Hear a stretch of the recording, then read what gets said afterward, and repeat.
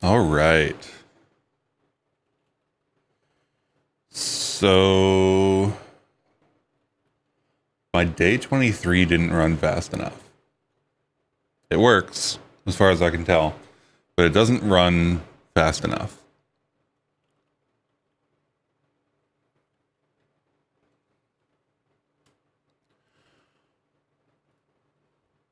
These are the run times for 6, 7, and 8 iterations. It needs to go at least 12.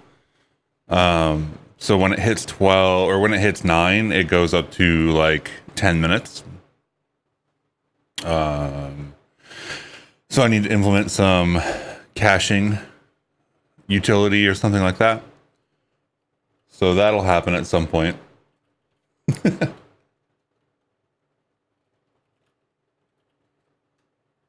But today, I think today we have a classic advent of code problem. Wow, this needs to not be here. What is going on? There's another sneak peek at my Rust Adventure course list plans.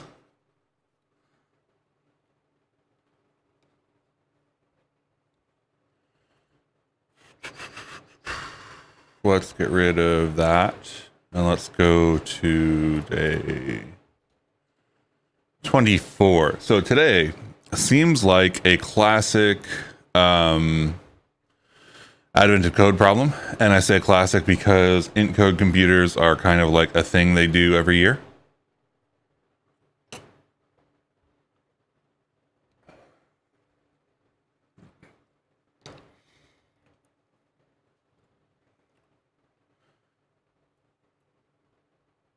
So yada yada, basically our input is going to be this whole like list of stuff. We have to parse this out into a list of instructions. We have to apply that instructions to a set of state that we keep around, and then stuff should just work. That's the whole problem. And then I don't know what the part 2 is going to be, but this is like read an input variable, write it to a variable location, add here, multiply, divide, modulo, and then test equality. So that's going to be, that's it. That's the thing. We're just going to go. The ALU has no jump instructions. Last year we had to jump from like instruction to instruction, which was super yeah. Anyway, it's a lot easier to not do that. I went overboard today and put everything in an enum struct. I mean, I don't think that's overboard at all. I think that's exactly what this problem calls for.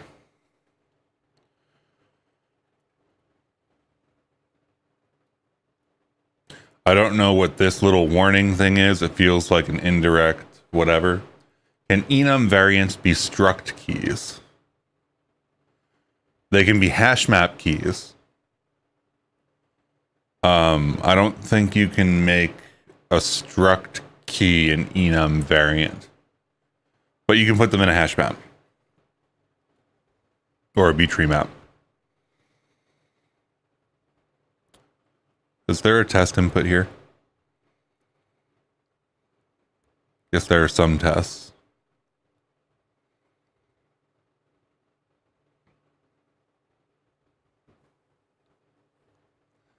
Now I do ALU.x I64, but I want to do enum x I64.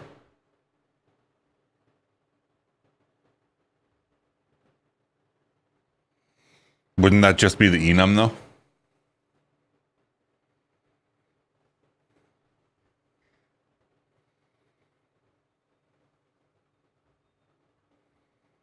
Where's our test input here?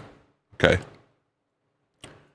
Here's an ALU program that takes two input numbers, sets Z to 1 if the input number is 3 times larger than the first.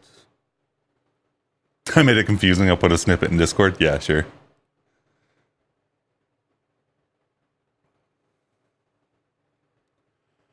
All right, so let's, I don't know, grab this one and put it in here. Test input. Lib. The parser today looks like it's going to be pretty simple.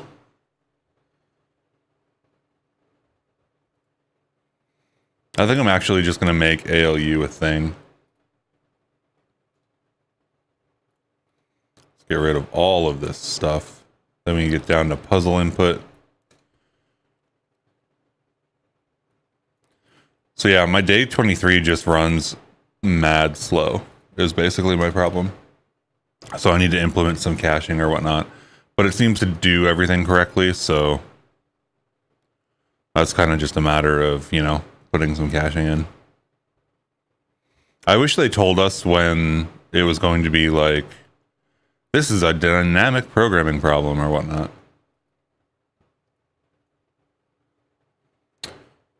It doesn't tell us what this actual output is, right? Yeah.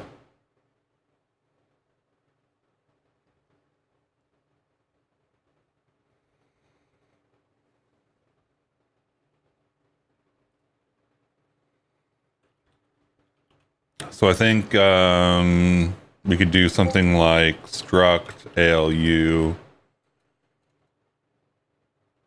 Well, if I don't write it in the middle of the other function. Struct ALU input btree map. I think this is going to be like string slice to usize. And then I think that's it, right? We'll make these strings, I guess. Well, they have to live for the life of the program anyway. So maybe we just do this. It's not a big deal. And then this is A. And then impl ALU, like fn apply. And it will apply like an instruction, which will be an instruction.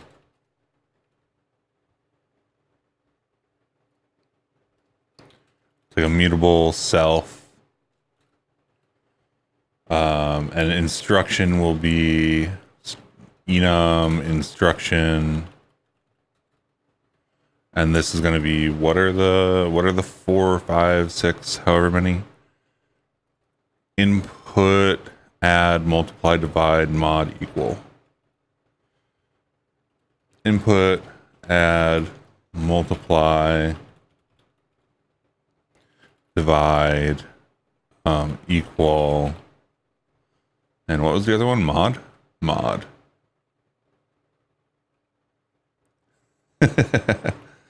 Happy holidays, Nikki. Mod. Equal. And then these are A and B. So input just takes an a usize, add takes a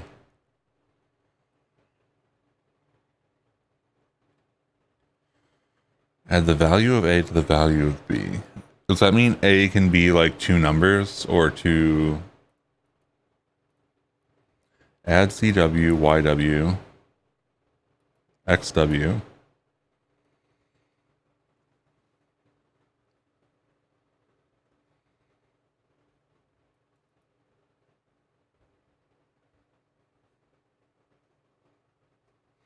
It doesn't tell me which of these are numbers and which aren't.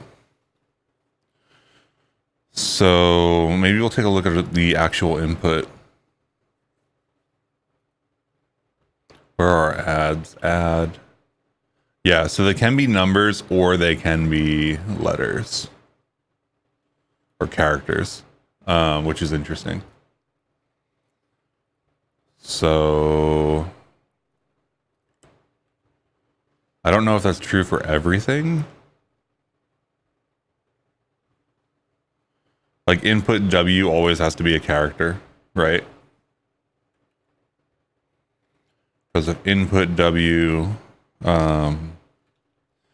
isn't a character, then we're in trouble because we need to put a number into that slot.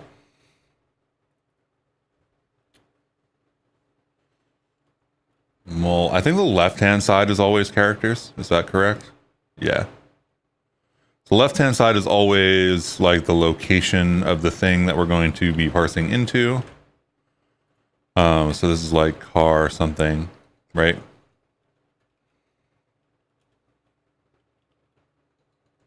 All of these are car something.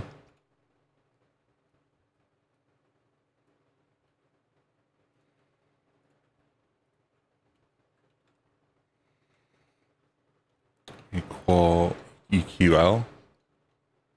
And then the other one can be either a location or a number.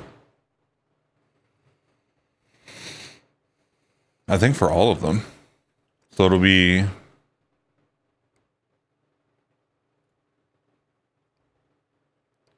we'll do like enum. I don't know what to call this. I'm going to call it T for a second. Name. There's going to be a car or a number. There's going to be an I-32. And this is going to be operator, operand, argument. I don't know. Argument. We'll call it argument. And that is this thing here. So we basically have an instruction with an input, an add, a divide, multiply, equal, mod, where the input takes a character location, the add takes a character location and an argument, which can be a name or a number. And I think that's it.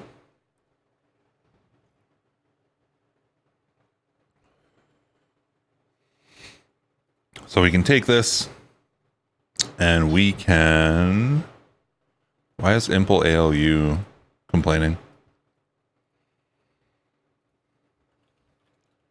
I think today is going to be a multi water run day.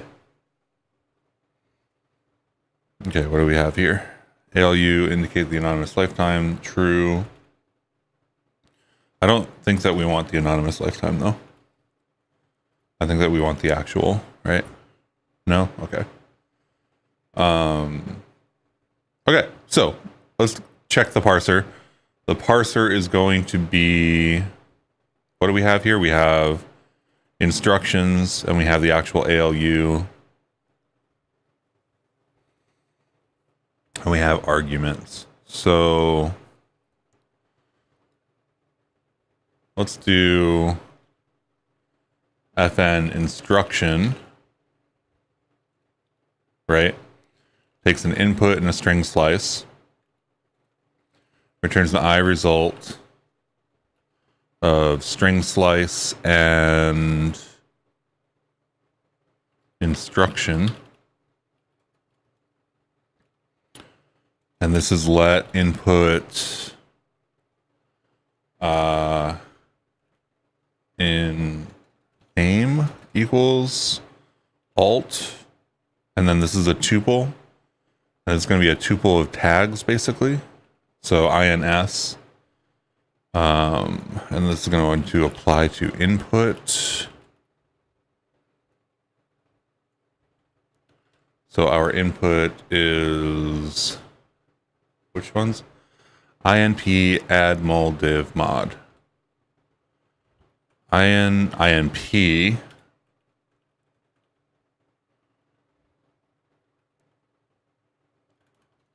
add mul div mod EQL.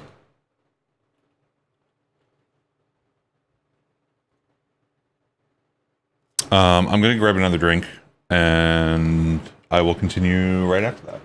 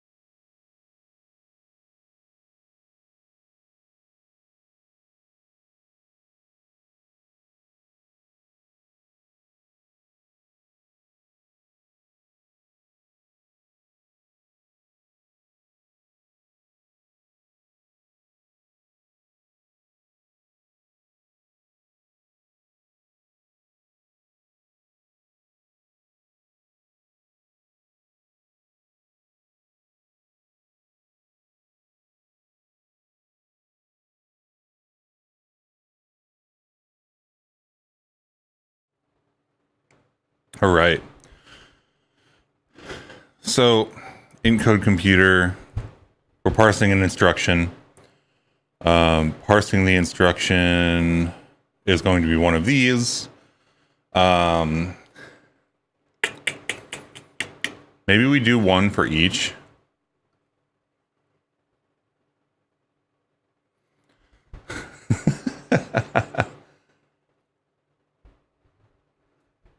The audio stream's bitrate 0 is lower than the current recommended bitrate. 0?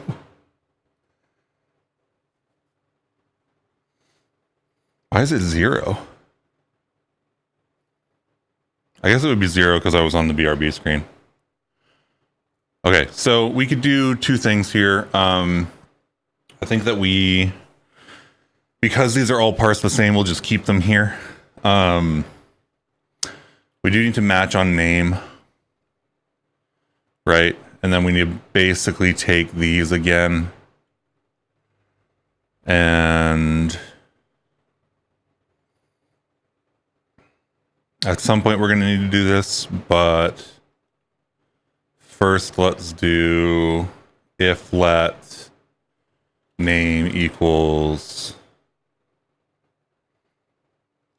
just if. We don't need let. If name equals in IMP, then we only have one. So this has to be a name, right? So we do any car input. And then we do let input what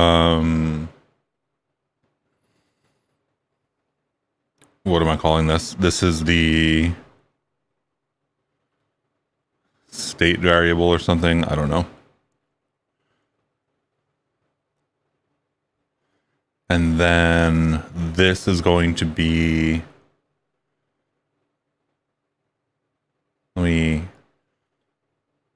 that's the wrong thing. Where is instruction? Instruction is going to be use instruction star.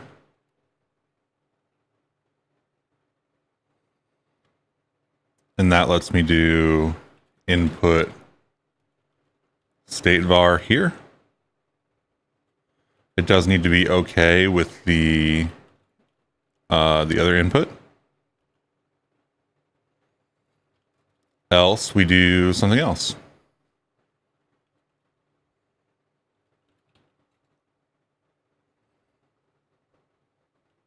Right?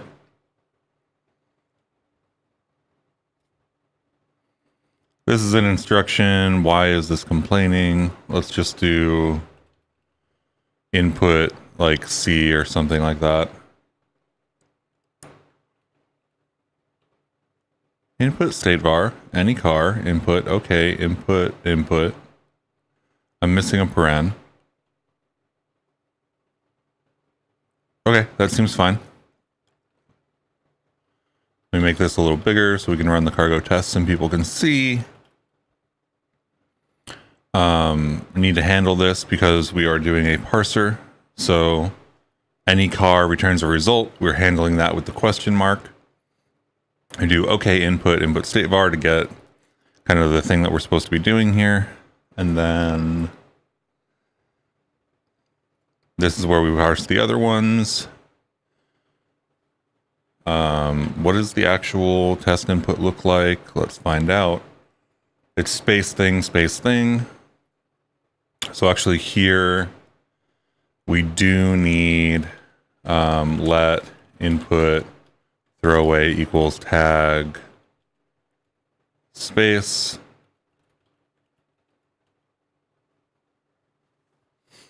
Otherwise we can do let input AB equals separated pair. This is going to be any car. This is going to be space. I think we need to do tag here, right? Space. And then this is going to be argument input. And then argument is a function we haven't written yet. Argument is going to parse either a name, which is a character, or a number. So let's do fn argument input string slice returns an I result, string slice, string argument. And then here we do not any car. Let's try to parse a U8, and if the U8 fails, then we do something else. So let input number equals I32, right? So complete I32 on the input. We don't handle it here, which means that this needs to be result, and up here in this function I have a syntax error, so it'll be that, and this is going to be match result fill match arms. Rust analyzer is awesome. Okay, input num is going to be number num,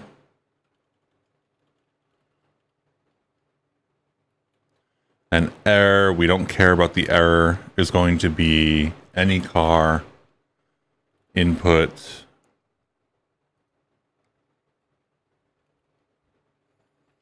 let input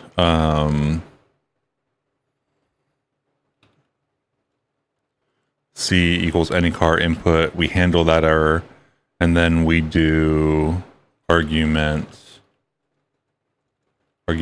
name C, right? We do okay input comma argument name C. And then up here, we need to make sure that we're doing the spaces correctly. So any car argument, we do need to do this again for both of these anyway. So we'll bring it out of the if statement so that we get the space before each of the values. This is okay input argument. I guess we could do this too. So let arg equals this. This is actually, well, I don't even want to do that. I just want to return from the match. So we'll make this a tuple. We will okay open input comma argument close close. Both of these are tuples. Do we not have complete here? We don't have complete here, do we? Looks like we do. What's the problem with complete? I bet you it's the error type. So if I do this, so let's look at the error first, right? Because I think that's instructive, at least. So if I run cargo test here, we end up with this error, which is cannot infer type for type parameter E declared on function I32. So I32 is the function we're using.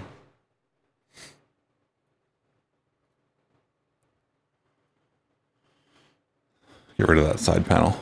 So I32 is the function we're using here. And because we handle the error ourselves, usually for non-parsers, they get the type of the error that they're going to return from this iResult type. Because we are handling this ourselves, nom has nowhere to infer it from, because we don't even, like down here, we don't even tell it what error we're expecting. So here I'm going to do iResult string slice I32. So again, string slice is our input type. So it's this input, and then I32 is our return type. And the error type is like embedded by default basically in this iResult type.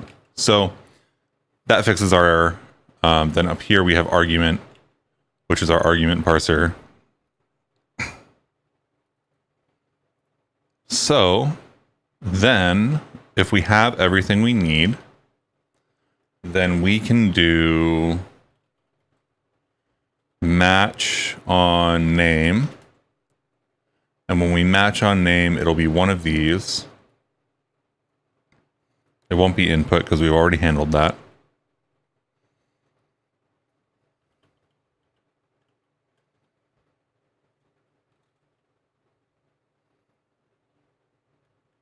Right? Match on name. And then this is like panic, invalid, valid input.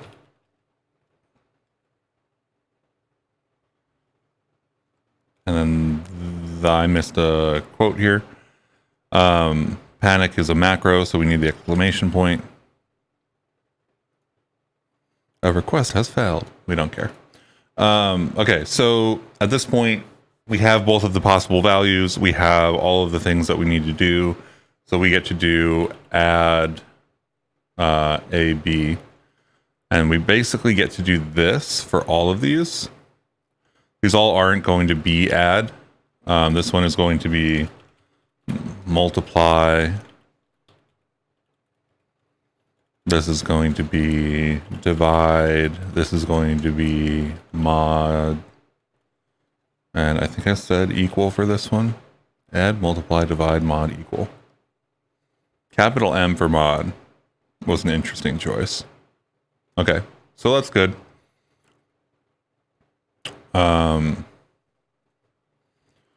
Let instruction equal this. And then down here, we return instruction.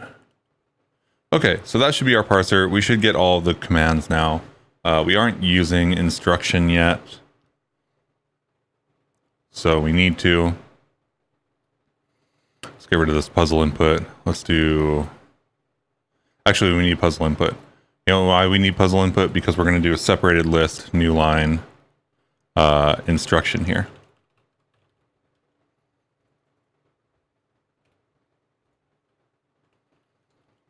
So that's going to be puzzle input. This is going to be instructions, which is what I'm going to name everything related to that.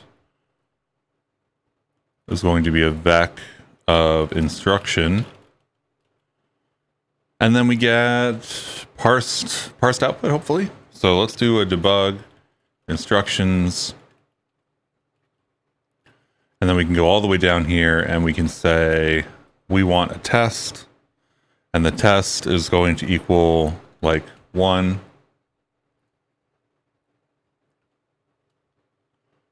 And instruction cannot be formatted using debug because I didn't put it on the thing. Derive debug.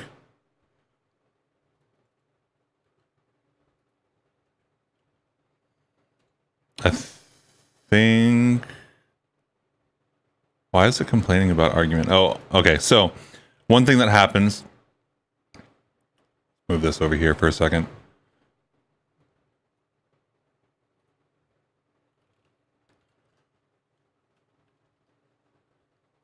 So one thing that happens if you have a parent type, like instruction here, right? If we have instruction and instruction uses argument inside of its enum or struct or whatever, and we put debug on instruction, we also are going to need debug on argument. So in the error messages, we see a bunch of stuff like argument cannot be formatted using the debug formatter, etc., etc., etc. Somewhere at the top, like the first error is going to be argument doesn't implement debug. In this derived macro expansion, yada yada, where we're using it, which is all correct. And it's because we implemented debug for instruction, and instruction includes an argument. So that kind of recurses all the way down, unless we do a custom debug implementation that ignores the argument somehow. Seems like a great day for a parser, but the non-parser part of the question is a little too vague. Yeah, I mean, it would be nice if they just told us what to parse instead of giving us just like arbitrary output. I wouldn't be against that.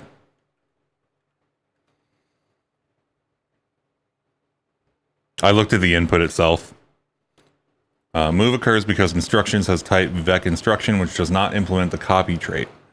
What did I do? Oh, right, because I don't want copy here. I want to pass a reference to debug. So that failed, and we failed on tag. We failed on tag on line 60.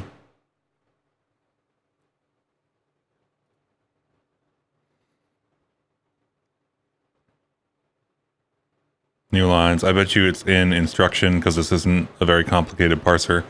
So it's this thing and then space and then either a state var or not. And this is going to be character space character, which should be good. I feel like that should be good. Do we do something wrong here? Argument? I didn't put a space into argument, did I? No, I didn't. Okay. What did I do wrong? Let's do a let's write a test for the parsers. Parsers are really nice because they're really easy to write tests for. Like, here's 2 examples. I pull them all the way down here. I do like 2 cursors or something, and then I just write test fn test parse instruction imp in this case, and then assert eq whatever answer is going to be, I guess, input like C or whatever it's going to be, and then this is going to be instruction on test input. It's going to be .1. I guess .unwrap .1. So now we have the thing. We do need to put these in here. So let test input equals this string. Right. Same thing down here. And this is going to be let test input equals string. This is going to be an add. This is input, right? Because I didn't name them small things. And this is going to be Z and name W, right?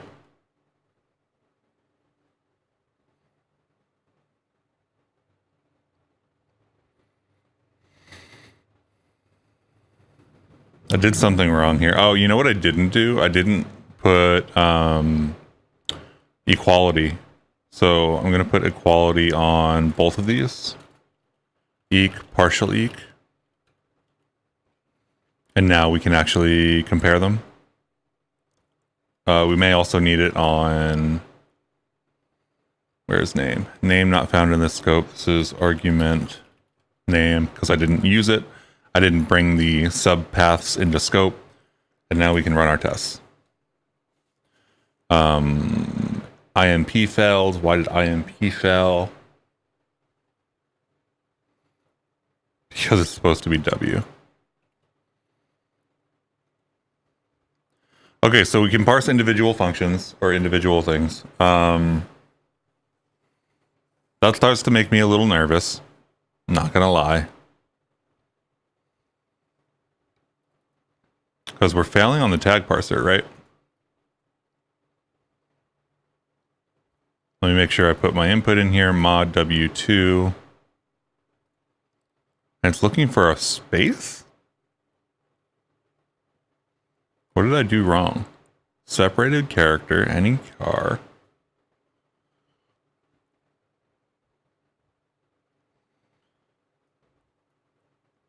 If this parses, then we can continue. If this doesn't parse, then we have a problem.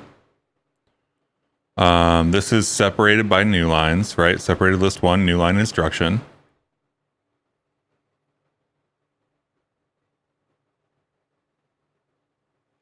What did I do wrong?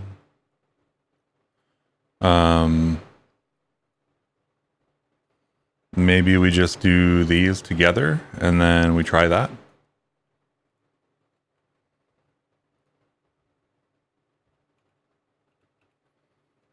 imp add. And this is going to be test input, copy.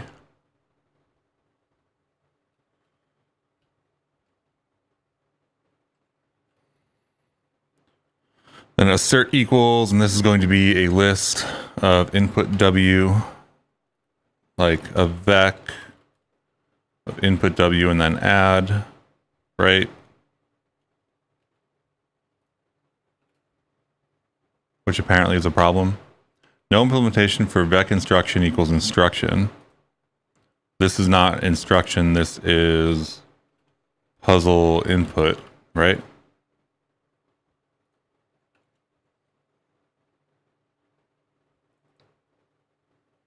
Panic at expect input to be valid. Interesting. What did I do wrong? So it is the new lines, right? Separated list 1, new line instruction, right? So instruction starts, it goes for a tag. It gets one of the tags. We parse a space out, right? Parse this space out. And then if it's an input, we just get any car out. And then we're done. Unless there's random space here, no. And then we get input. Otherwise, we do a separated pair with any car, which is the same thing we would have done here. A space, which I'm hoping is an actual space. And then an argument. So that should be space number 2 right here. There are no other tag instructions. Is there? Where's argument? Argument is here. Argument parses an I32 if it can. If it can't parse an I32, then it returns any car, which is also not a tag. So what am I doing wrong? Let's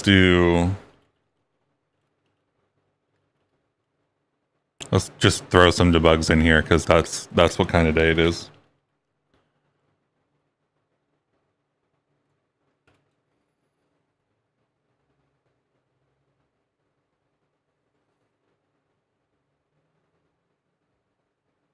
You telling me it's failing on this one?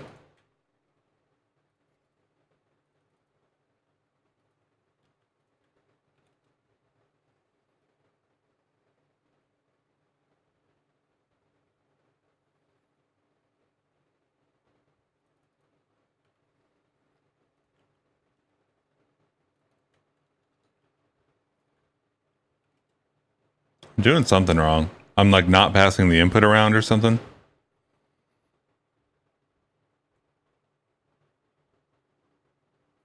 Why is the input an empty string? Because I made it an empty string? Where's process part 1? Oh no, is that the problem? I just set up the whole thing wrong. Process part 1 takes the input.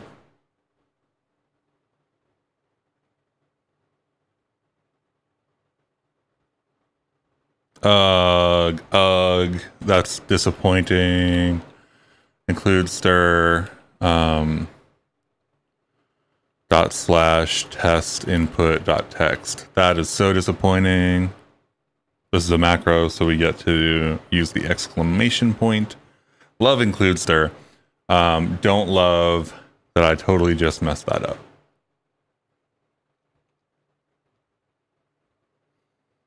Okay, so demo data is the only one that failed here. And that's because we aren't giving it the right thing to compare to. Totally makes sense.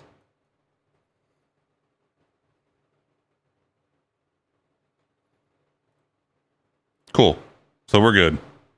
I just passed in, you know, you got to pass in the right input. If you don't pass in the right input, then your parser doesn't work because your parser won't work on input that it's not supposed to parse. Okay, so now we get the so we have instructions, right? And it doesn't tell us which values we're going to need, right? It's not like, hey, A, B, C, D, whatever, whatever. It can just be arbitrary. Oh, four-dimensional processing unit. Integer variables W, X, Y, and Z. All initialized to 0. So I think we're going to do that. On the ALU, we have an impl already. So I'm just going to do fn new. This is a pretty common pattern for constructing structs.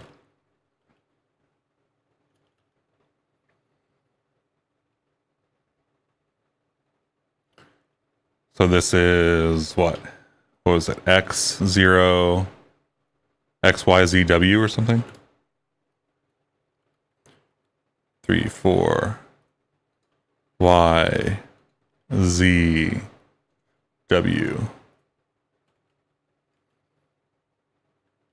Let's make sure it's X, Y, Z, W. W, X, Y, and Z. Yes. These variables all start with 0, so that we're good. We're going to do ALU.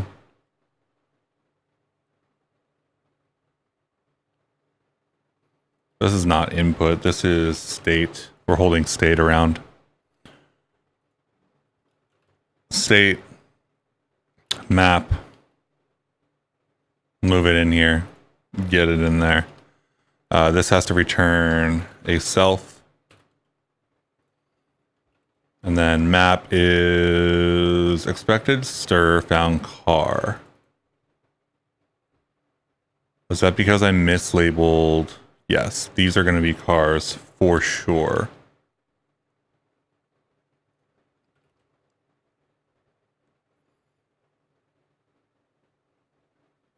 And we actually don't need to keep references to these, so I'm not going to. Because, like, it's 4 cars. Like, come on.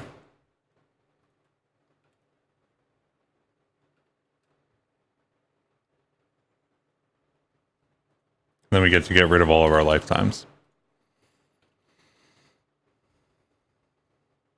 Okay, so we have that, and we're running. And let's do... where is our process part 1? Instructions. Let ALU equals ALU new.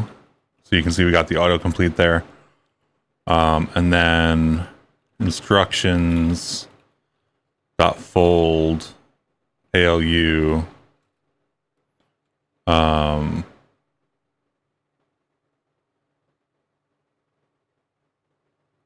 Yeah, I think that's going to be it, right? It's going to be ALU instruction. And this is literally just going to be ALU dot apply instruction.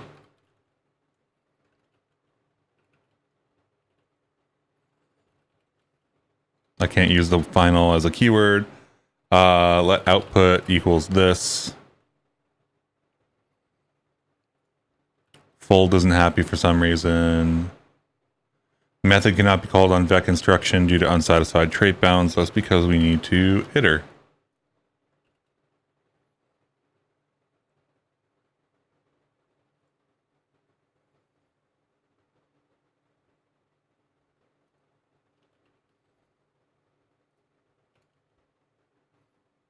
ALU apply instruction. This is going to be a reference, right? Is that what I did up there? It's not what I did up there.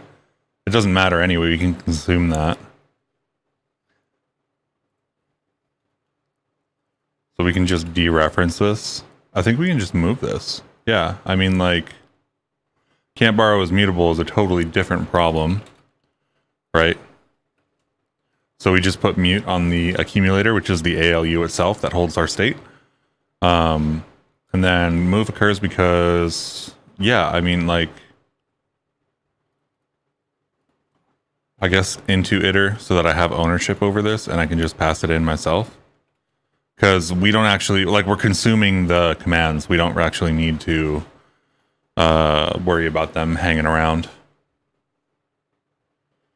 Okay, and then we have the output. I'm just going to debug output.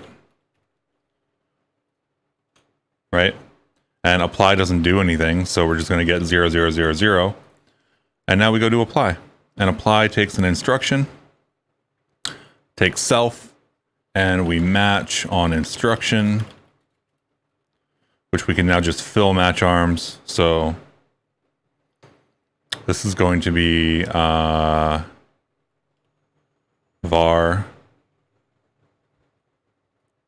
And these are all going to be var and arg, you meant. These are all tuples, and I forgot. Okay. Var argument. Okay, so we have a bunch of to-dos to do. What does input actually do? Reads an input value and writes it to variable A. Reads what input variable? Like... So it takes the next one. Here's an ALU program which takes an input number, negates it, and stores it in X. So we can't fold because we have to hold the input and be like, aha, yes. Where's the input number coming from?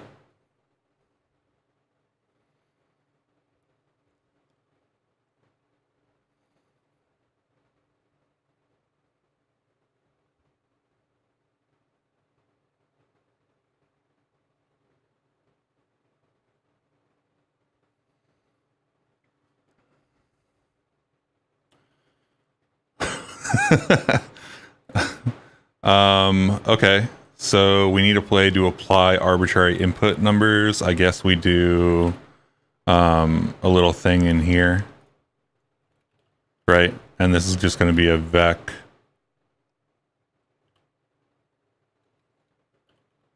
to q of u size. No, it's got to be I32.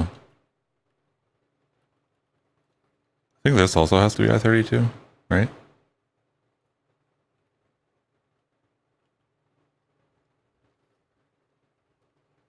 So we have some input, and this input is going to be,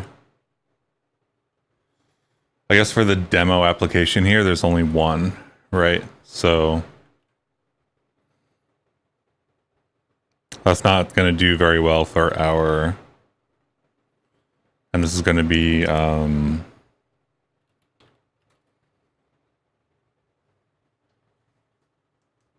input, and this is going to be a vec to q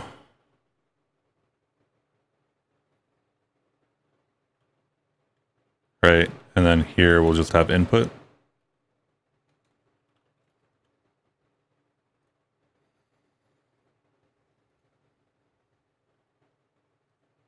This is I32. I'm using vec to q because I want the I want to be able to pop it off the head so we can just put them in like a human readable order. Okay, so we're in apply. If we're here, then we self dot input dot, it's not pop. Is it pop front? Pop back? Which one is the front?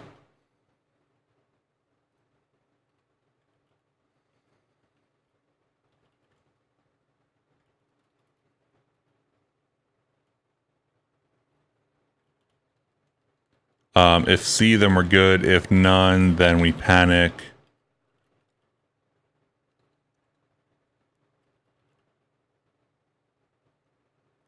Not of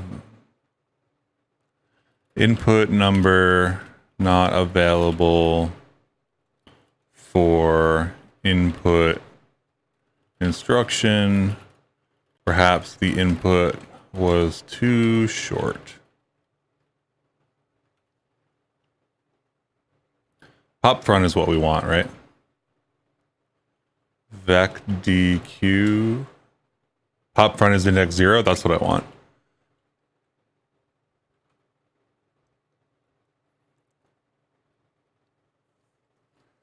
Because basically, if we have a bunch of them, I want to be able to do like 0, 1, 2, 3, 4, 5 or whatever.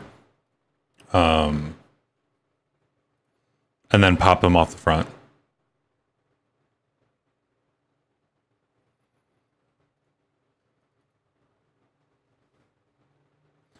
So if we have one, then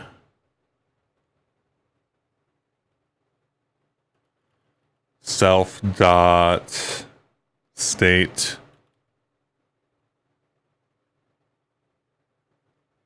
dot entry var dot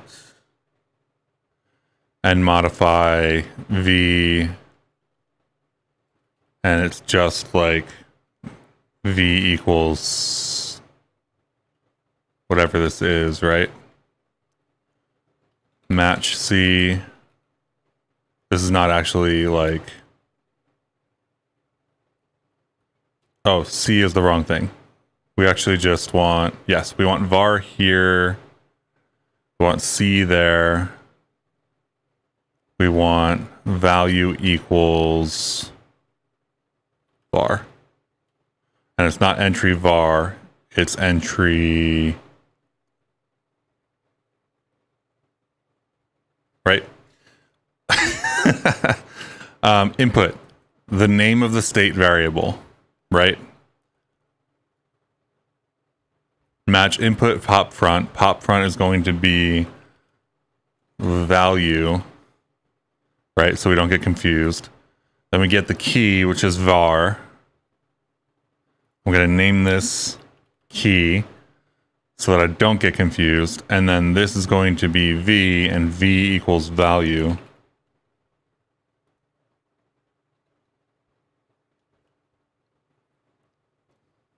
And we parsed that to the wrong number type, didn't we?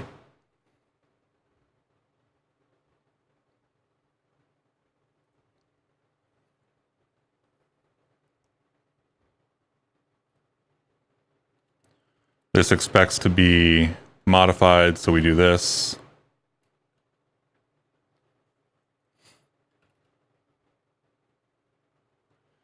And ALU new expects an argument. In this case, our argument will be vector q from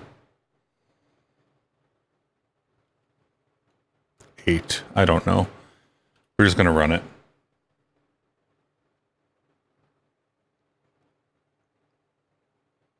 Panic did not yet implemented, which is exactly what we want right now. And now we have to do the adding, the multiplying, the dividing, the mod, which are all going to be very similar.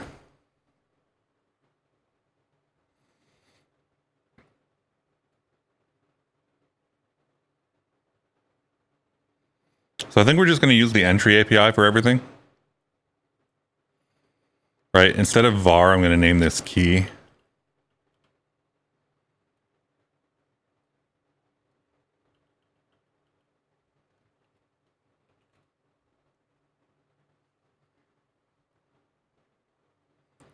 Let left equals this, right? Do we need the modify?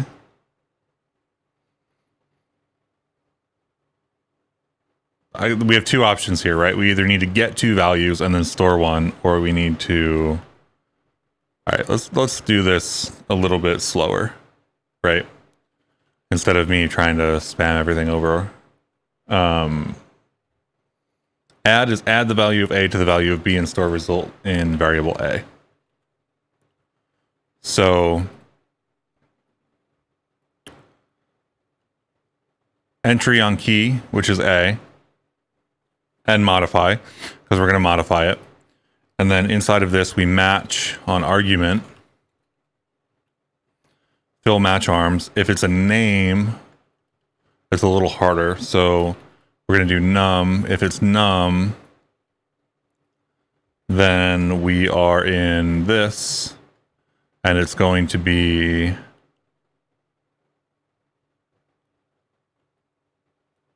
v plus value, right? V plus equals num, because the v value that we already have And then the number that we're getting from the argument get added together. And then this needs to not return because whatever. None of this is allowed to return actually because we're modifying stuff. And then if we have name, we basically need the same thing.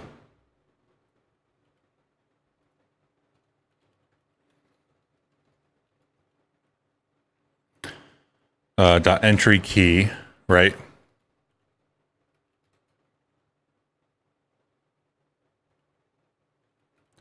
We unwrap here. Why is this not formatting? Boo. Boo Rust Analyzer. I think this is going to be a problem because we're holding a reference to the other thing as well. So we need, what, two entries?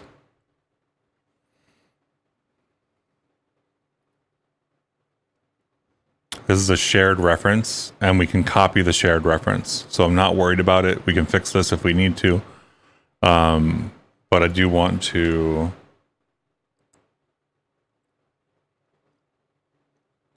Yeah. We're not going to be able to do this right here.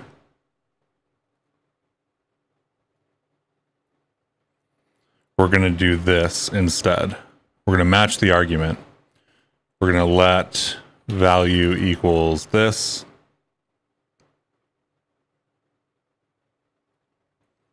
It's either going to be num or it's going to be num. Unwrap. Right, I think these will be the same thing. We don't need entry, we can just get.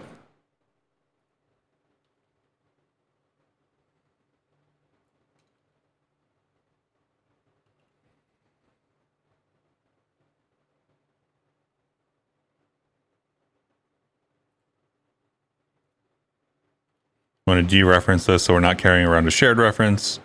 And then here it's v plus equals value.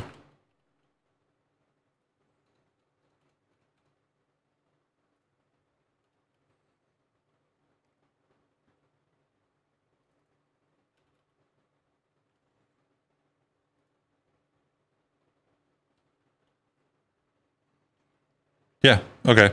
So that's how we're going to do it. We're basically going to grab the value that we need. If there is one, we're going to store it in value. And then we can use the entry API to just modify the thing that we want. In this case, it's going to be the exact same thing with a multiply. In this case, it's going to be the exact same thing.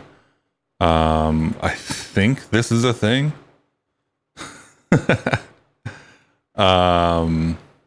And then mod, I think, is the first one that I have to look up. Divide the value of A by the value of B and then store the remainder into variable A. So V equals V mod value. It's percent, right? Did I get something wrong? Oh, yeah.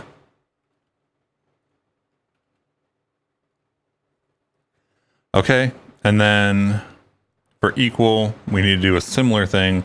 So basically, we're executing the same thing over and over and over, which means that it's a little verbose, but we do have this one that behaves differently.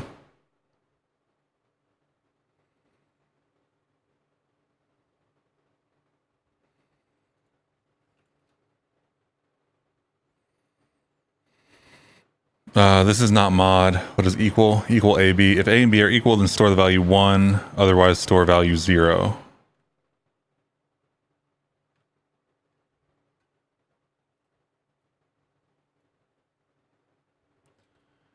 If V equals value 1, else 0.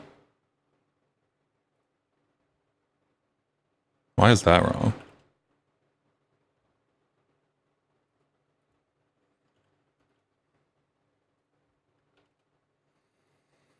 Okay. Assertion failed, left equal right, left 1, right 0. I don't even know if that's correct for the input that we gave it. 1 0 0 0. What does this program actually do? It's like binary or something, right? Stores the lowest bits in Z, the second lowest in Y, the third lowest in X, and the fourth lowest 8s in W. So I put in 8 and we got back 1, which is exactly what it would have been. So maybe we choose something that isn't so trivial. Input.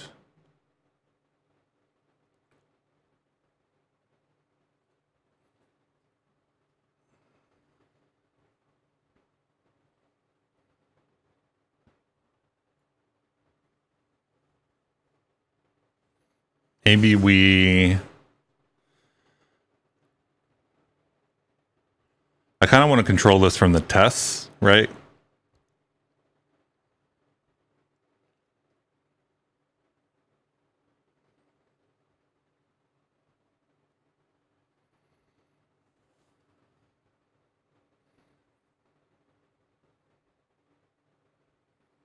So maybe we do,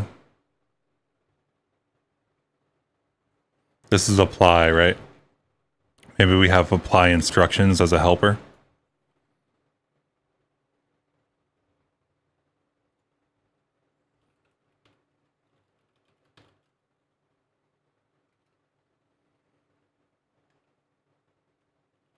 And this takes what? A mute self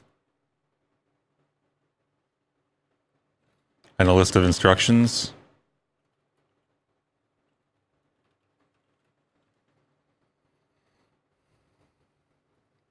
And we return the output, right?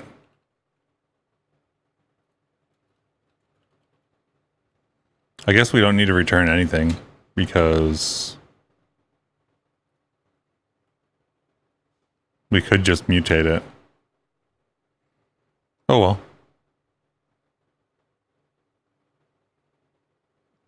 Why is the syntax here wrong? Oh, because I don't have an FN in front of it.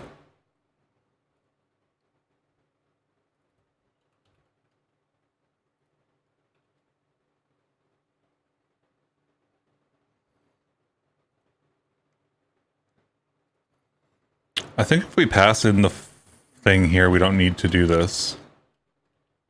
So this will just apply everything, even though we're doing a fold. So we could explicitly do like for in instead here, which would probably make more sense because we're doing this for the effects.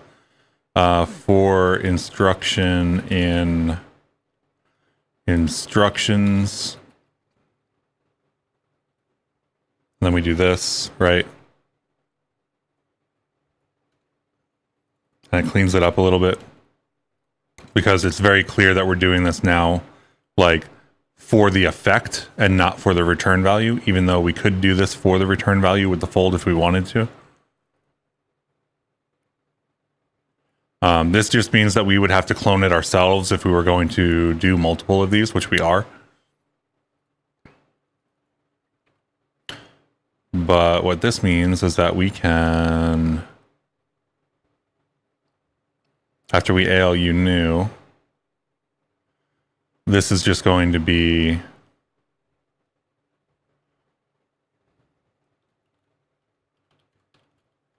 instructions.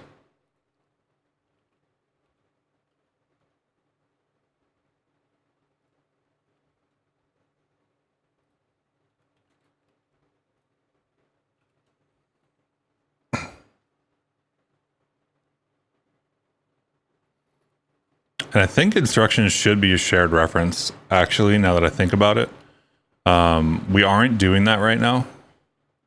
But if we do that, then we don't need to worry about cloning it around all over the place.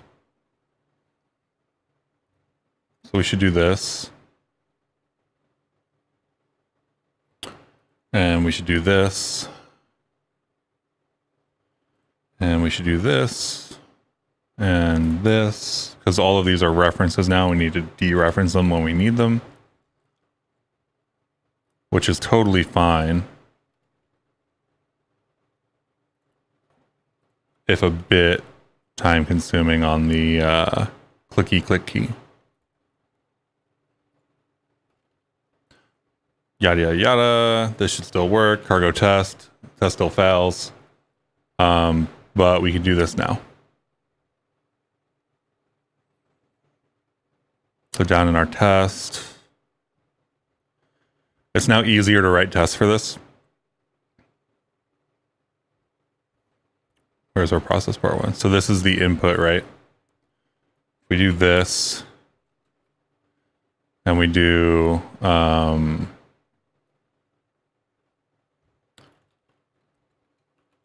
test binary program. And instead of process part one, we do basically the same thing we're doing in process part one.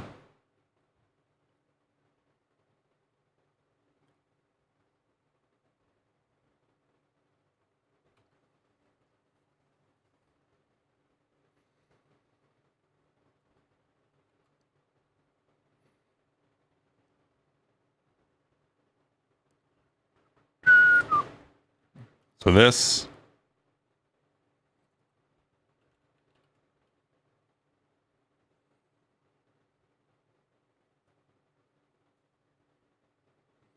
and then we get to do, what is this?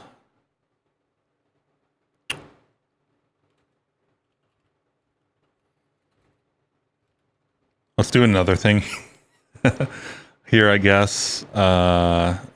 Let output string equals format 1, 2, 3, 4, and it's just going to be output dot w. Actually, because these are we can do something funny here. Output dot state dot iter dot map to string collect string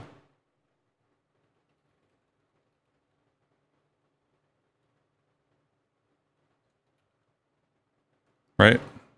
Output dot state isn't pub, so we probably can't access it. No field state on type unit. Oh, right, because we don't have this. We just have ALU because it's mutative. Method cannot be called on car I-32.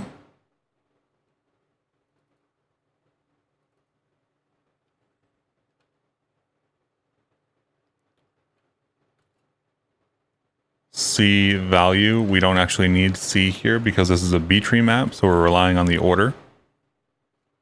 Output string. And this is going to be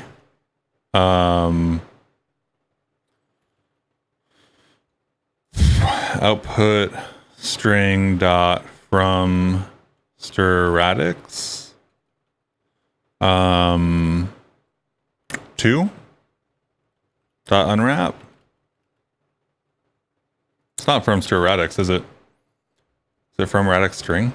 From, it's going to be like U32 or something, right? Yeah. So I32 from sterradix output stir2. And that is, I think, the right thing here. And that should be 1 because we put in 8, right?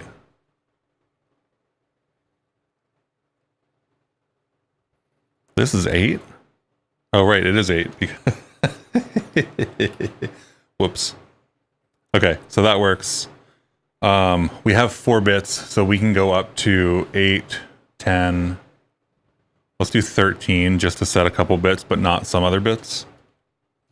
And we'll confirm that 8 fails now. And 13 passes. So our little int code computer thing is working. I don't know how we're going to test this one, so we'll just leave that. But this seems to work, right? And the goal of this is to what? Submarine model numbers are always 14-digit numbers consisting only of digits 1 through 9. The digit 0 cannot appear in a model number when Monad checks a hypothetical. Why did he have to do that? I can't think of a single person who likes the word monad. It just scares everybody. When Monad checks a hypothetical 14-digit model number, it uses 14 separate imp instructions, each expecting a single digit of the model number in order of most to least significant. So to check the model number, whatever, you would give 1 to the first imp instruction, 3 to the second imp instruction, 5 to the third, and so on. So how long do you think it takes to check 14 trillion numbers with this random program that we had to build?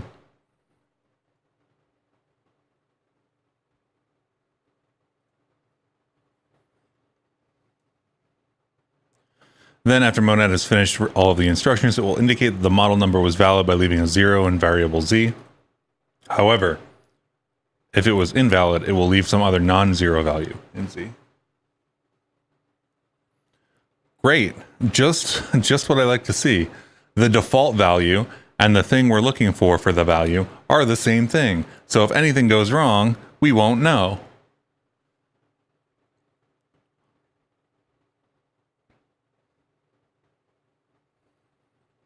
Okay, apply instructions. I don't know.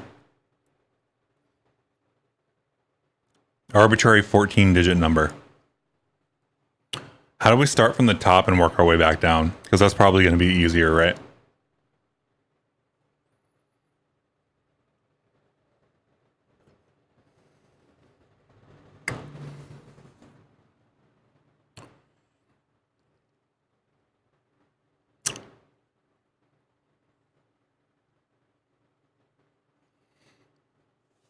Can I do something really silly? Can I do iProduct?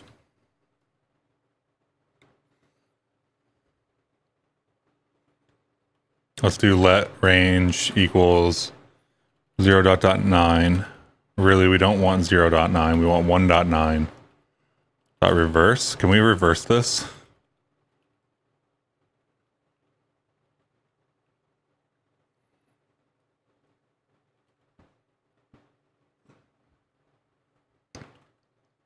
Ranges are like total, right? So we should be able to.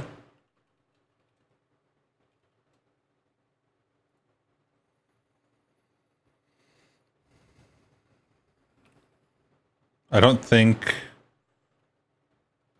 this is not what I'm looking for. Reverse rev. It's rev.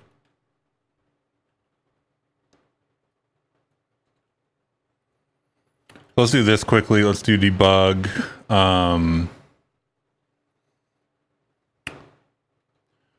For I in range. Debug I.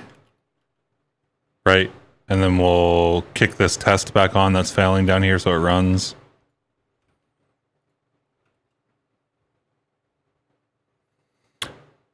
Eight, 7, 6, 5, 4, 3, 2, 1. So we need to have the equal sign because we need 9. So it's this dot rev range. This works. We have no zeros in this output. We cannot have any zeros in our thing. So what we are going to do is be really cheesy about this. That's 1. 2, 3, 4, 5, 6, 7, 8, 9, 10, 11, 12, 13, 14.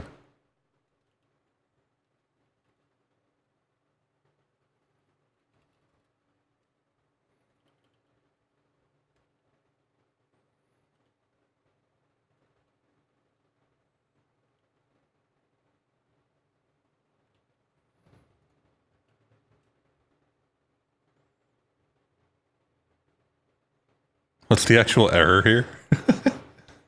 Cons, tuples, whatever. Range. What does iProduct do? So you know how we were doing the Cartesian product, and then we were like doing another Cartesian product, and then we were doing another Cartesian product?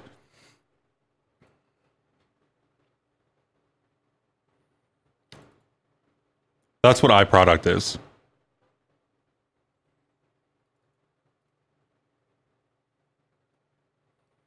Maybe we start with 2 of them, and I make sure that that works before I blow the world up with 14 of them.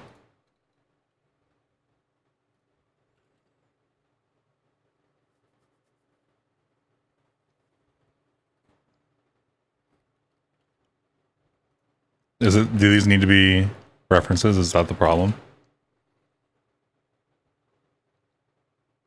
Actually, I just want to clone these, right? I don't even want I just want new ones. I don't even care.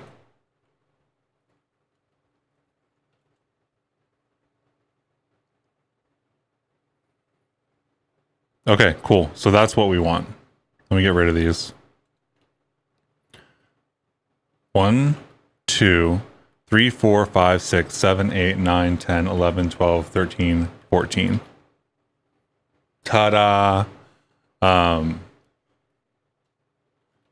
4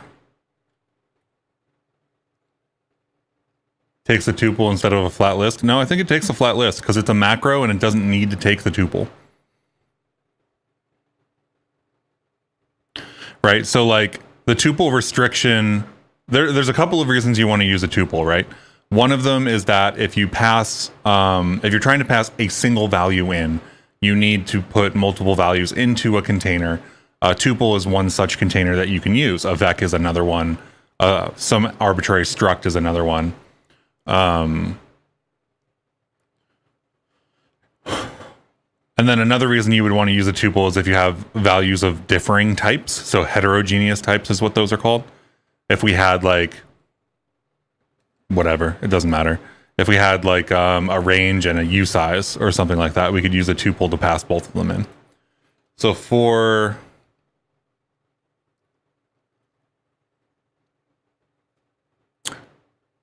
the question is, this returns a vec, right? For input in this.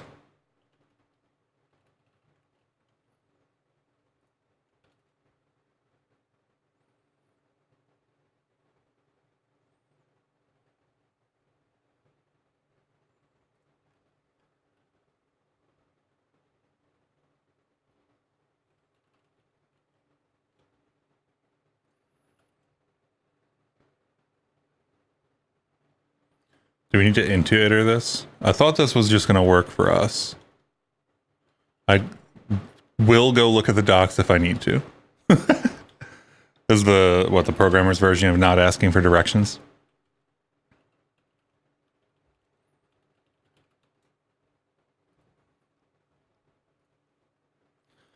iProduct creates an iterator over the Cartesian product of iterators. Iterator element type is whatever, whatever, whatever. It is a tuple.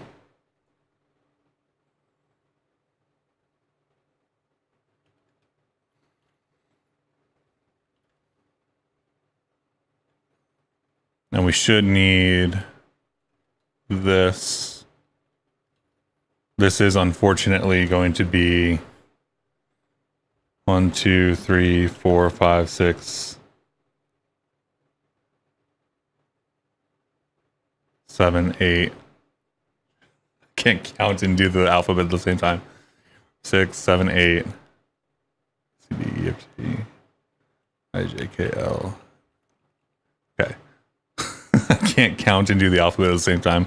1, 2, 3, 4, 5, 6, 7, 8, 9, 10, 11, 12, 13, 14.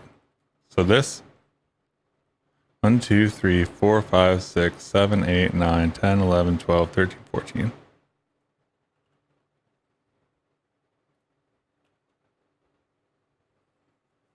It's still not happy with me for some reason.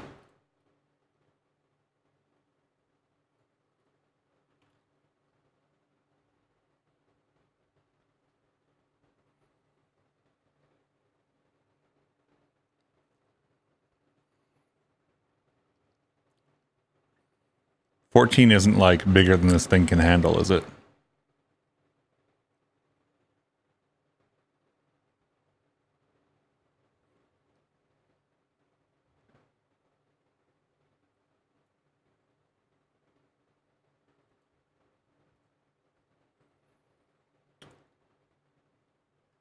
My big question right now is why is this not an iterator? So let's do...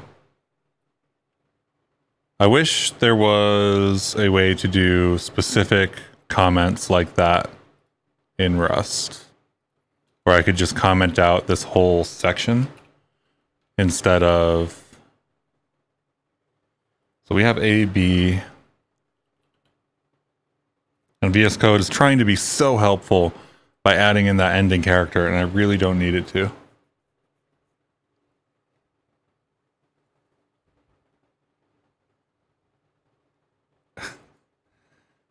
A, B. No, it's going to be a length thing.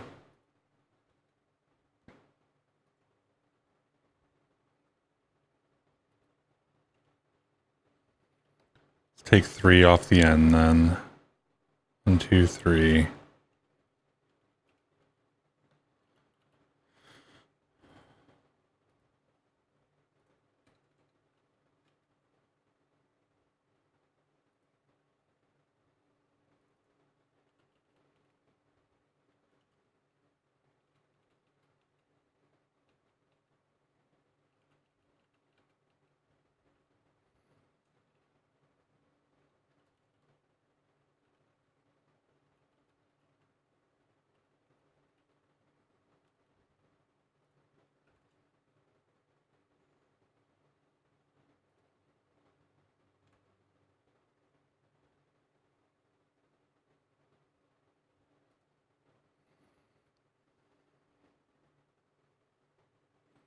Is it calculating all of them first?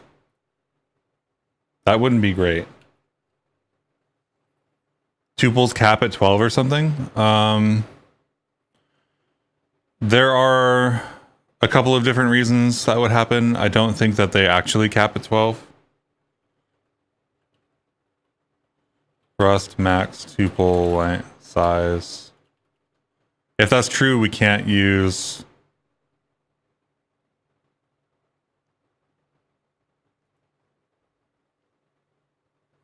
Right?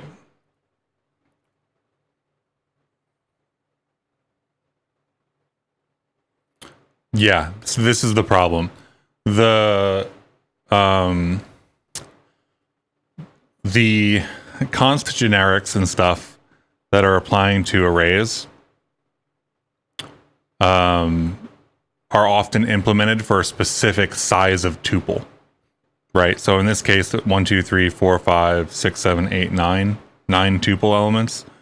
And then there's one below it that looks like it's 11 tuple elements. So like these trait implementations for common traits like debug and partial eq and whatnot are all manually implemented for a number of a specific tuple size, up to a specific tuple size, because we don't have like the const generics equivalent for trait or for tuples right now. So you can put as many things as you want into a tuple. The drawback of doing that is that then your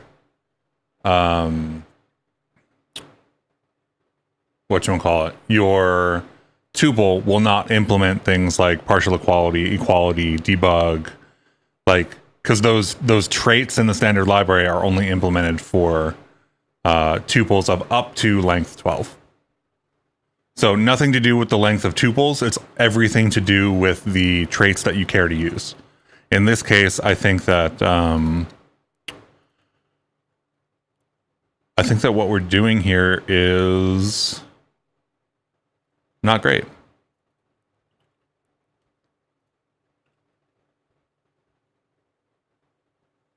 We don't even ever get to the output.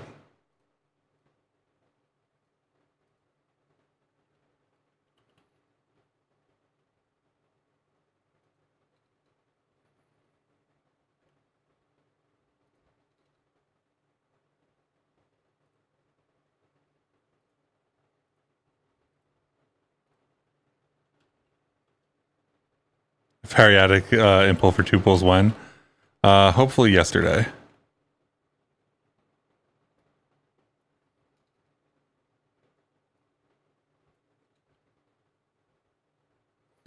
But if that's the case, and this can only give us tuples, then we're in trouble, and we have to do the other way.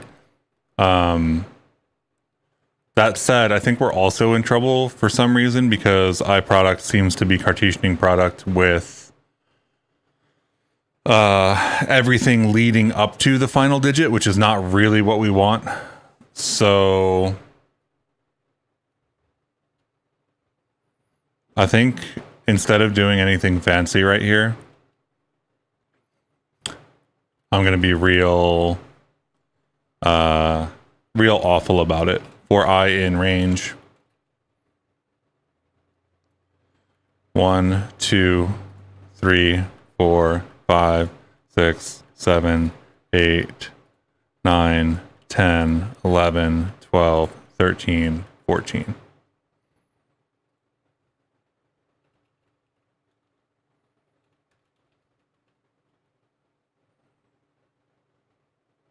These are all going to be range.clone.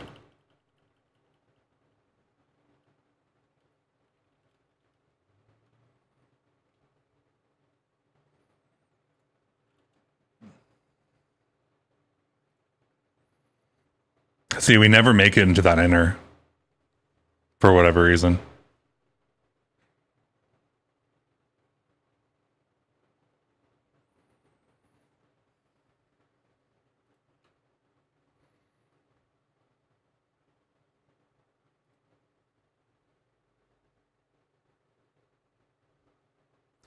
When that many loops nested, the difference between ... and ... equal ranges become apparent.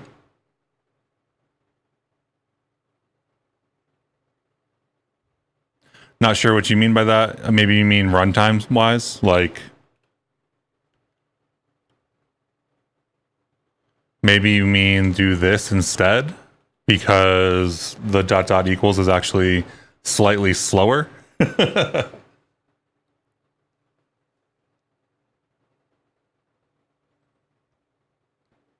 Either way, I don't think this is going to work, which is strange to me, but whatever. We can do... I was hoping one of those approaches would work, but it's all good. 3, 4, 5, 6, 7, 8, 9, 10, 11, 12, 13, 14. So this is the biggest number that we can use, right? ... is more efficient than ... equals because it has an extra check. It's normally optimized away, but with so many loops, it doesn't. That makes a lot of sense. I've never actually had to program a program that had to care about the performance of ... versus ... equals.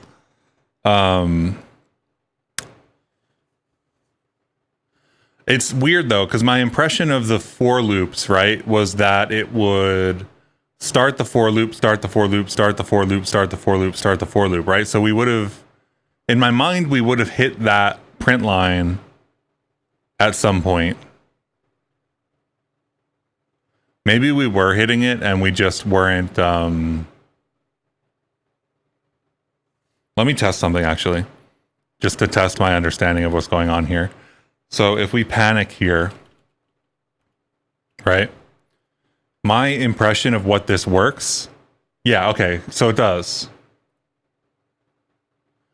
So it is doing what I think it's doing. It's going the first item, first item, first item, first item, first item, first item, first item, all the way down into the edge of the loop. But we don't get past this for like ever, right? Basically. So actually, I think this will work. I think the problem with the Cartesian product was that it was doing this differently, because the Cartesian products, as far as I'm aware of them, as they're implemented in iter tools, will do like all of the first and second, and then combine it like all of the first and the second and the third, and then all of the first, second, and third, and the fourth. So it's generating all of them, which means that we would hit this end loop last, Whereas with the for loops, we do actually go straight down into this, which is what we want. I'm going to be honest, this looks horrible. This is absolutely, I am 0% happy. E, F, G, H, I, J, K, L, M, N.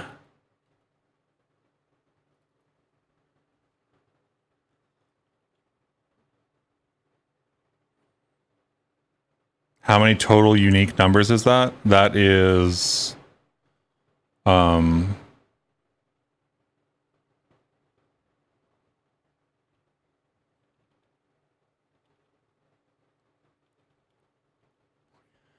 so this is the largest number we have, and we need to get down to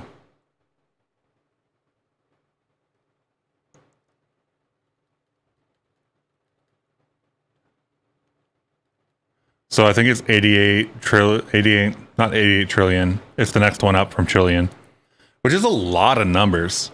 I'm just assuming that we aren't going to have to process all of them. Is the print line there because Rust Analyzer has given up? No, the print line is there to make sure that my understanding of what was happening with these for loops is correct. And the test here was, I think what's happening here is we get the first value from the range here. So we get 9, all the way down to this 9. And then we get that number here. And then we get all 9s and then 8 and then all 9s and then 7. So I was testing to make sure that my intuition that the inner loop down here would be executed first rather than generating all the numbers first was true, which it seems to be.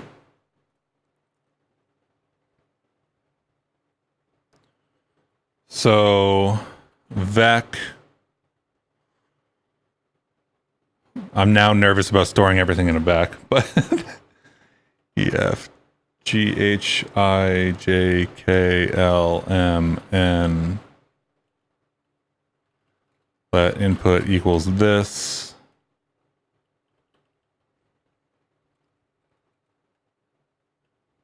Kill this. We have to run this thing for each of these. So it's a non-trivial thing, I guess, intentionally. This is going to be from input.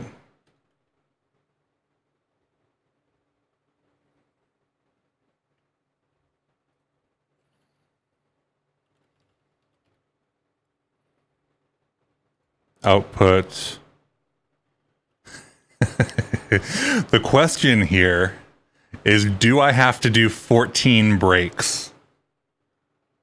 Output dot get z dot unwrap equals 0 break.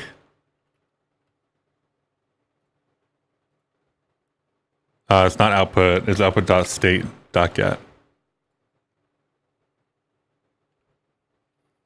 Which is failing because no field state on unit. Oh, right, because output isn't a thing. Why do I keep copying that around?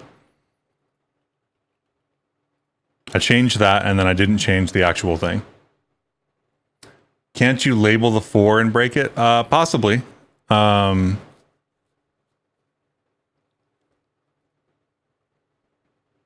You can definitely label. No implementation for...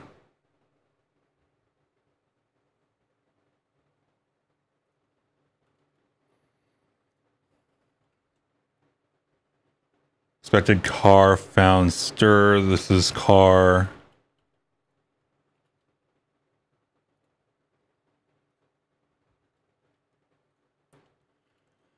Okay. So build failed, output not found in the scope. Where am I debugging output? There we go. used after move because I am debugging it. I should probably print line that instead of debugging it. And realistically, when we run this, I shouldn't be doing either of them.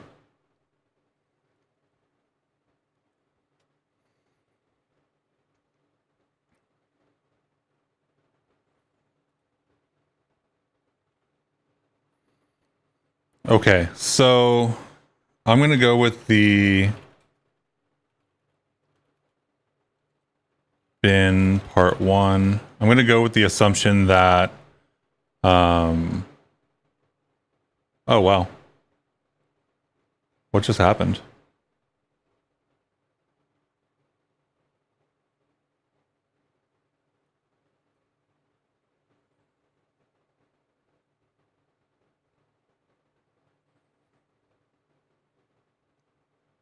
Oh, because I didn't put my input in here.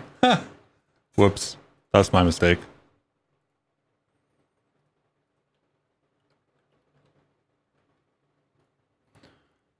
Let's not paste it into random spots in our program. We'll put it as input here, paste. And then, yeah. So this is going to be very slow.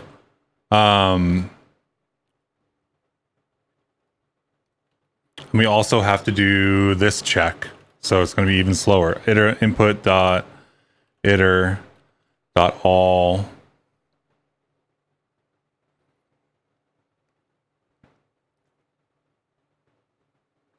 We'll do any. Num equals 0, right? So let has 0 equals this.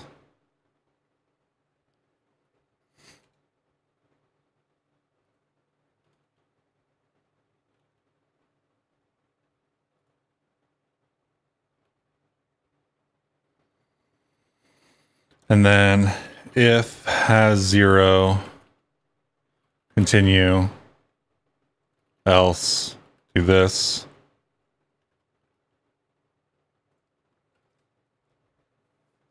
I am, by the way, firmly convinced now that Rust Analyzer breaks if the nesting is too big. Like the Rust format stuff. So I think that what I want to do here is not debug here. It seems like 1, 2, 3, 4, 5, 6. 6 loops is going fairly quickly. So 1, 2, 3, 4, 5, 6.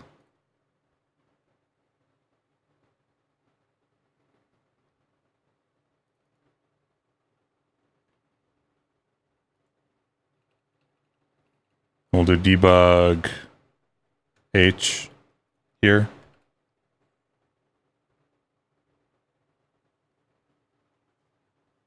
So we at least get some kind of counter that there's progress being made.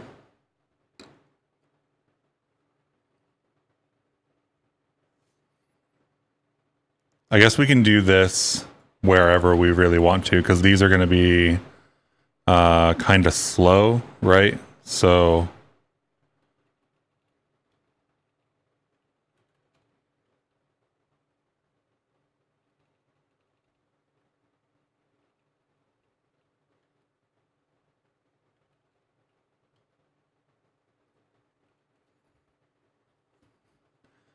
my guess is that this is like way too slow, and that there's some insight that we are supposed to have about how to do 14 trillion numbers like this that I just don't know.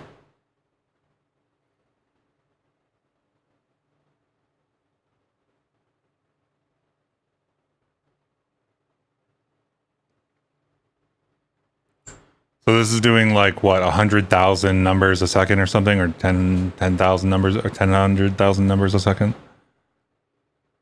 See if I go back up and see what the numbers were. This is 1, 2, 3, 4, 5, 6.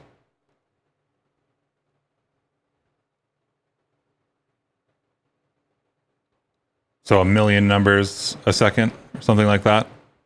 At a million numbers a second, if we have to do all of these numbers, if we have to do the entire set, so 1, 2, 3, 4, 5, 6, 7, 8, 9, 10, 11, 12, 13, 14, over 1, 3, 4, 5, 6, it takes 999 million seconds if our answer is going to be something like 111111111. So there's got to be another way to do this, right? And you know what the other thing I just realized? I think I'm not debugging the output. Womp womp.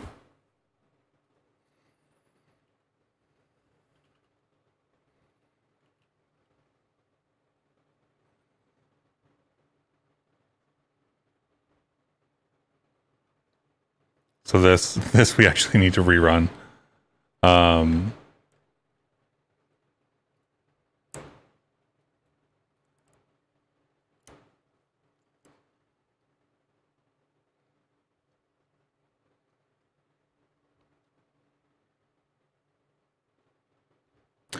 Find the largest 14-digit model number that contains no 0 digits.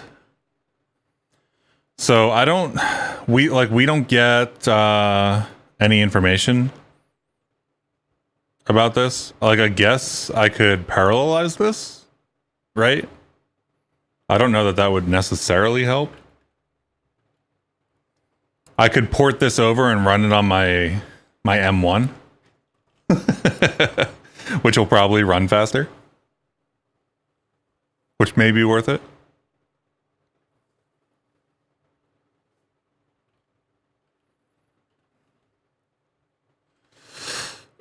Rust parallel for Rayon.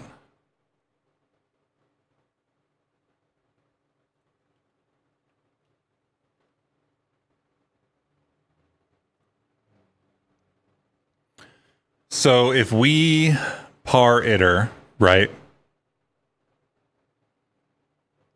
on a for loop in the middle of this, make this a little bigger so y'all can see what I'm looking at. So Rayon is a library for the parallel execution of code. It's super simple to use in the like straightforward use case. You just replace iter with par iter. If we par iter the root for loop and we have a bunch of sequential stuff inside of that, I think it'll work. If we parallelize, we still have to find the largest number. So I think that we aren't allowed to do that.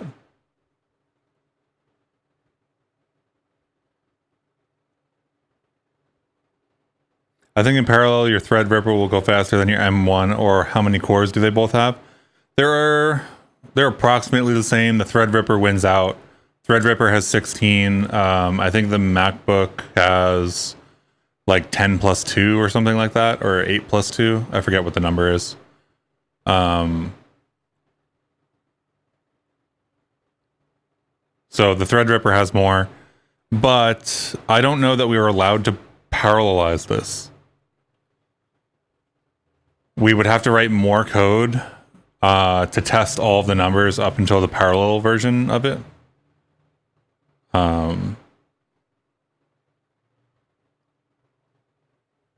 But like at this rate, we're not even going to get it out of the 99 like bajillion or whatever it is down to 98 bajillion. So there has to be something else here that I'm missing. Right?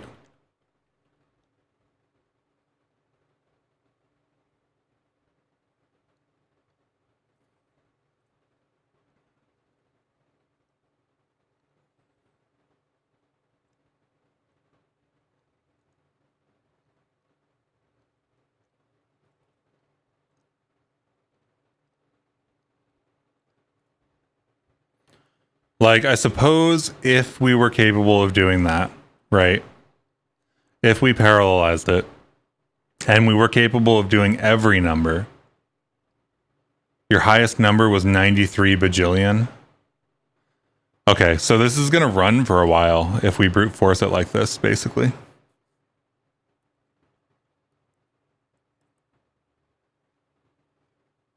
Right? We're at F9 here.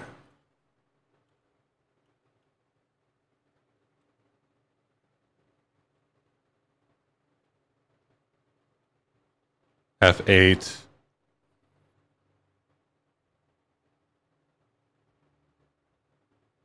G, G, G, G, G, G, G, G, G. F6. So we are at F6.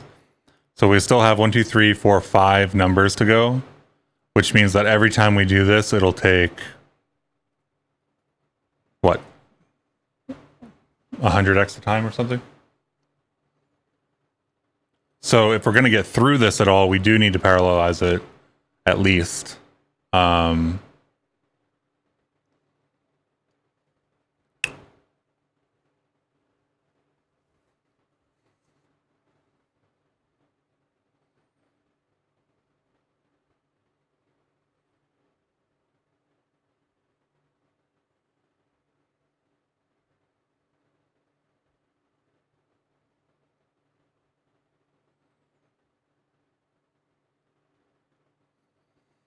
Is there another trick, or do we just parallelize it? I can't think of anything else. Like doing this sequentially takes forever, and I would just leave this running, and then it would eventually work.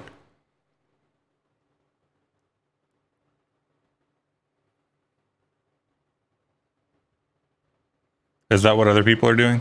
Let's go find out. So our solution is running. It's exceedingly unoptimized. Wow, that was Reddit, Rust, advent of code.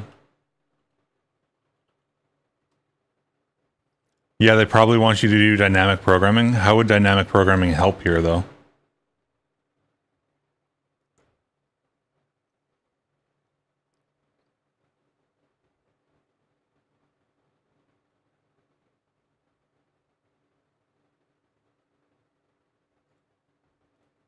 If I look at the input, it's 18 instruction blocks repeated.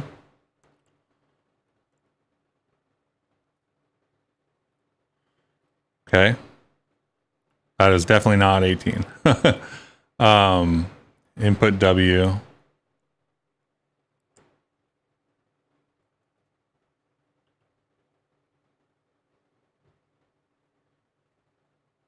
Oops, that's not what I wanted to do.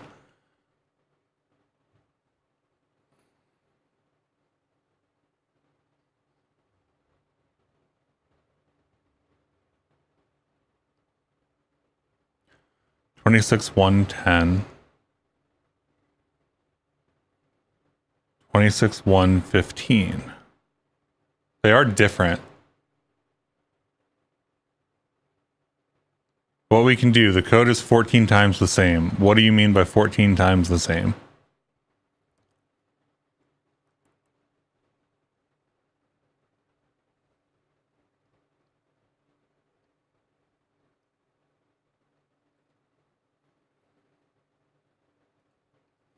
So you're saying be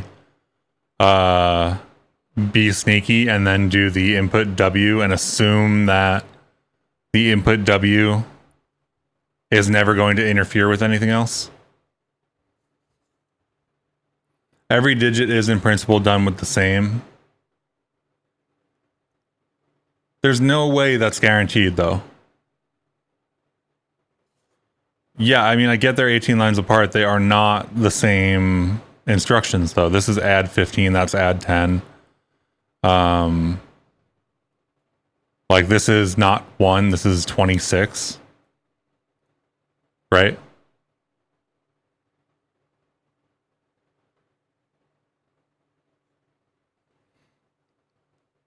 There's nothing in this program that tells me that they wouldn't interfere with each other.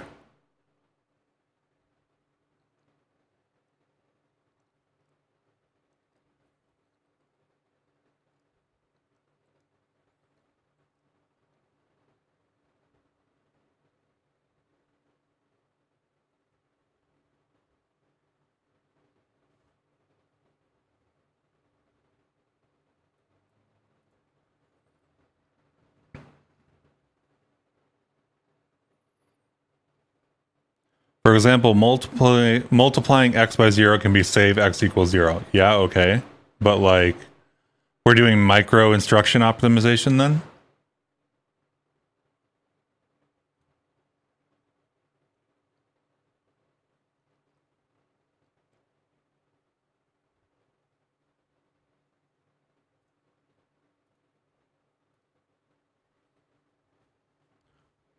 So you're telling me do micro instruction optimization until the runtime gets low enough that we can actually run it on the whole thing?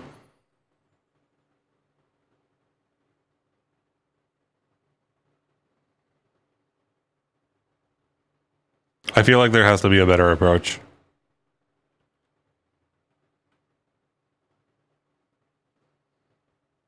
Let's check what these people are saying.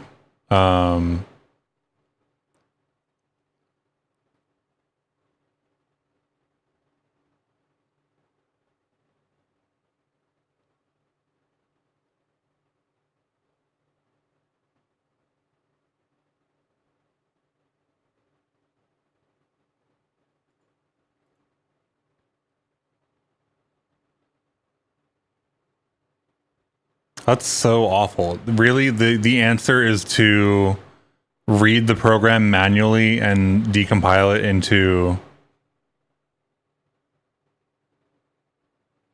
other instructions.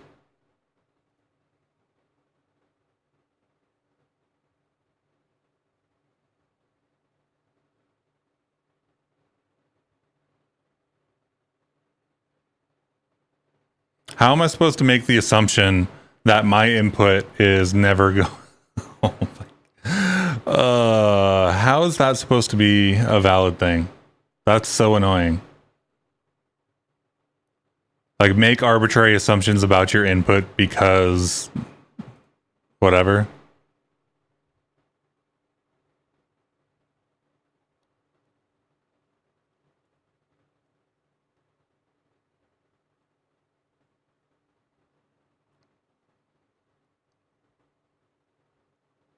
From here, it is trivial to choose digits to create the large number satisfying these operations. For example, the second rule.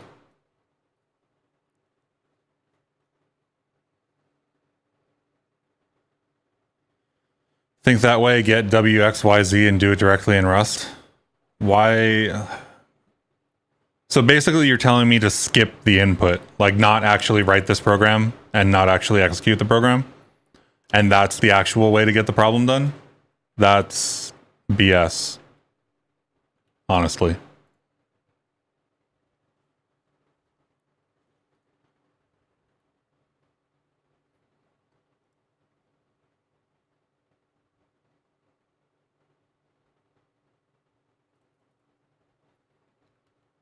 I really dislike the questions where it's like, hey, here's a problem. You should do it like this. And then the actual answer is to not pay attention to what they're doing at all. All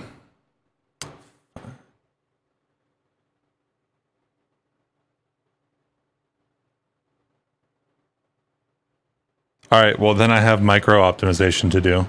And yeah, I don't know.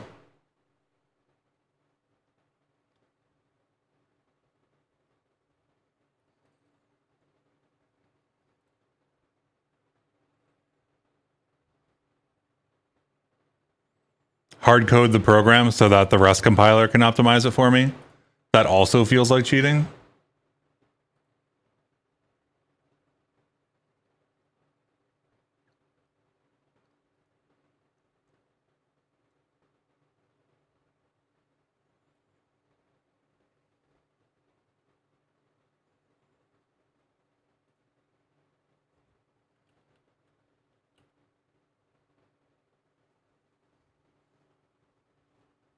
Like, I'm all for leaning on the Rust compiler to do a whole bunch of stuff, but skipping the entire problem by letting the Rust compiler optimize the hard-coded instructions,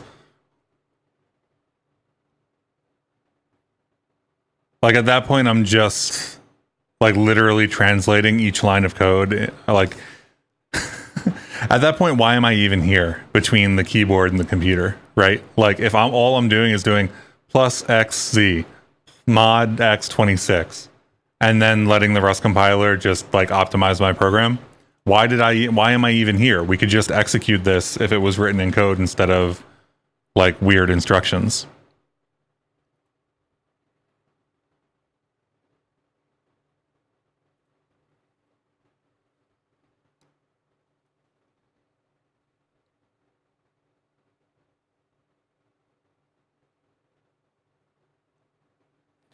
All right, what are we at with F here? F has to have cycled around already. F is at 1.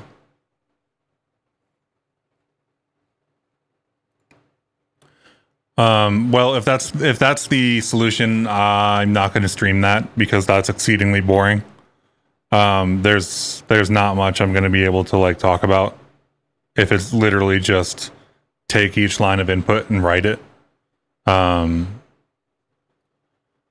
So this will eventually finish. It will eventually get the right answer.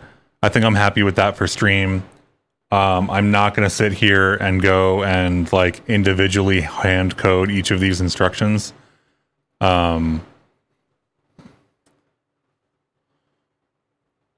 stream anyway, because that's exceedingly boring to watch.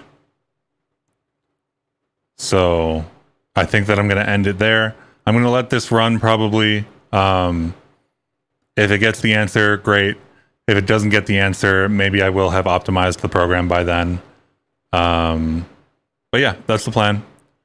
Thanks for hanging out, y'all. We'll be back tomorrow for the next problem. Hopefully one that isn't just, hopefully